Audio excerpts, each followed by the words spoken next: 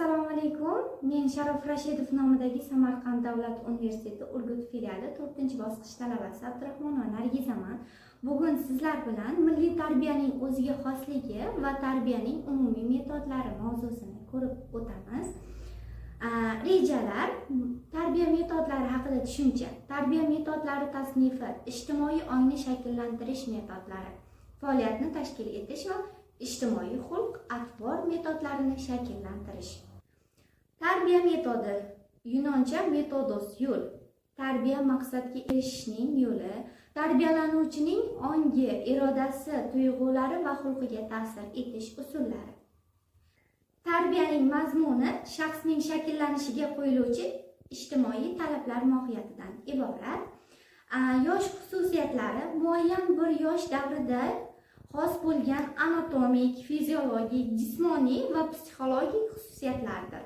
Xalq pedagogikasida qo'llaniladigan tarbiya metodlari bular: tushuntirish metodlariga o'rganish, odatlantirish, mashq qildirish, namuna, maslahat berish, uzr so'rash, yaxshilik haqida so'zlash, o'rnak berish. Nasihat qilish va o'git metodida undash, ko'ndirish, iltimos qilish, yolvorish, tilak, istak bildirish, ma'qullash, rahmat aytish, duo qilish, oq yo'l tilash, qoralash va jazo metodlari: ta'kidlash, ta'na, gina, tanbeh berish, majburlash, koyish, ayblash, uyaltirish, qo'rqitish, nafratlantirish, ont qasam ishtirish, urish va kaltaklash. Tarbiyaning umumiy metodlari. Ongni shakllantirishga xizmat qiluvchi metodlar bular: hikoya qilish, tushuntirish, o'qitish, ma'ruza, axloqiy, ma'naviy, suhbat, bahs, namuna ko'rsatish, ko'rsatma. Odatlantirish va faoliyatga mashqlantiruvchi metodlar: odatlantirish va faoliyatda mashq orqali erishish metodlari: pedagogik talab, o'rgatish, mashq qilish, tarbiyalanuvchi vazifalar, musobaqa, jamoatchilik fikri. Tarbiyada rag'batlantiruvchi va jazolash metodlari: rag'batlantirish, ma'qullash, ko'ngil ko'tarish, dalda berish, ishonch bildirish, qayd qilish, og'zaki va yozma tashakkur bildirish.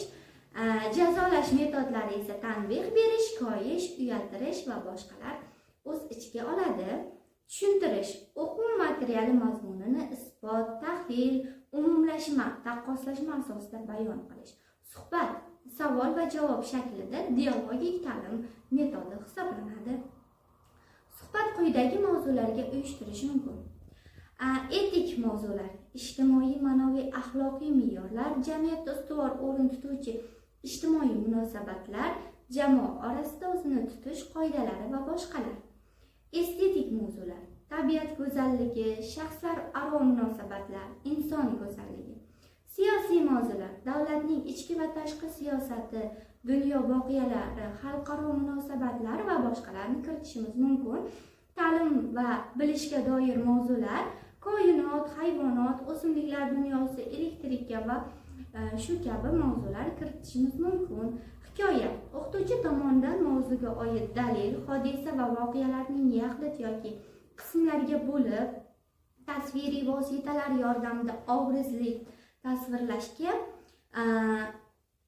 oid ixcham, qisqa va izchil bayon qilinishi. Namuna, ibrat, o'rnak: katta hayotiy tajriba va kasbiy mahoratga ega, shuningdek mazmunli hayot kechirgan keksalar, ommaviy hurmatga sazovor bo'lgan kishilarning atrofdagilar bilan munosabatda bo'lishiga zimmasidagi vazifalarni bajarishi, mas'uliyatni chuqur his etish bilan yosh avlodga ta'sir ko'rsatish usuli.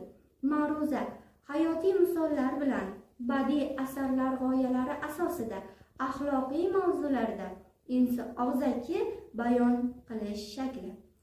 Ishontirish: o'quvchilarni muayyan voqea, hodisaga, jarayonga, xatti-harakat hamda faoliyatning to'g'riligiga ishontirishga qaratilgan fikrlarning og'zaki bayoni hisoblanadi. Nasihat: o'quvchilarni ezgulikka, atrofdagilarga yaxshilik qilishga da'vat etuvchi og'zaki bayon usuli. Yo'riqnoma: o'quvchilarni ijtimoiy axloqiy me'yorlar bilan tanishtirish maqsadida tayyorlangan hujjatdir.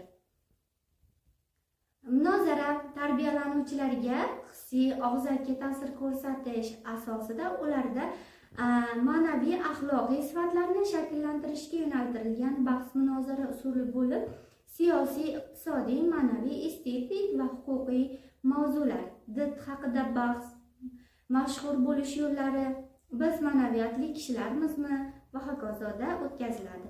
Munozara fikrlarni to'qnashgan vaziyatda o'quvchilarda ma'lum hodisaga nisbatan ishonch hosil qilishga yordam beradi. O'zini o'zi tarbiyalash metodlari bular o'zini o'zi nazorat, ya'ni tahlil qilish, o'zini o'zi boshqarish, o'zini o'zi baholash. Mashq va o'rgatish, faoliyatda mashqlantirish metodlari: o'rgatish, topshiriq berish, pedagogik talab, musobaqa, jamoatchilik fikri, tarbiyalanuvchi vaziyat. O'rgatish: tarbiyalanuvchilar ijtimoiy xulq-atvor ko'nikmalari, odatlarini shakllantirish maqsadida rejali va izchil tashkil qilinadigan turli xarakterlar va amaliy ishlardir.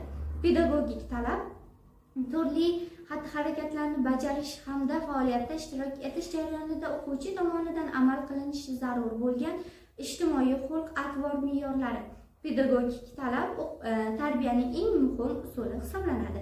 Topshiriq: o'quvchilarga mehnat, ijtimoiy xulq va hayotiy tajriba ko'nikmalarini shakllantirish maqsadida qo'yiladigan usul. O'quvchilarning topshiriqlarni jamoa bo'lib bajarishlari ularda ijtimoiy xulq tajribalarini shakllantirishda alohida ahamiyatga ega. Musobaqa: o'quvchilarning ma'naviy, axloqiy, irodaviy sifatlarini o'zlashtirishda bir-biridan o'zish, eng ko'p ijobiy natijalarni qo'lga kiritishga rag'batlantirish maqsadida tashkil etiladigan bellashuv hisoblanadi.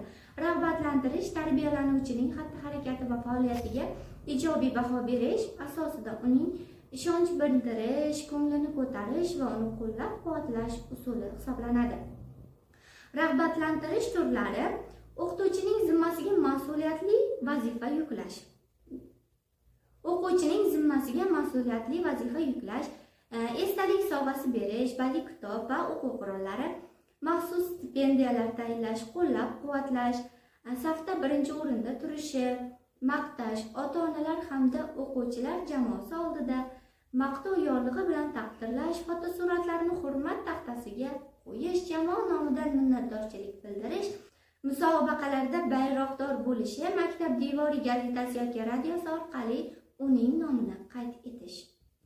Jazolash: shaxsning xatti-harakati, faoliyatiga salbiy baho berishdir.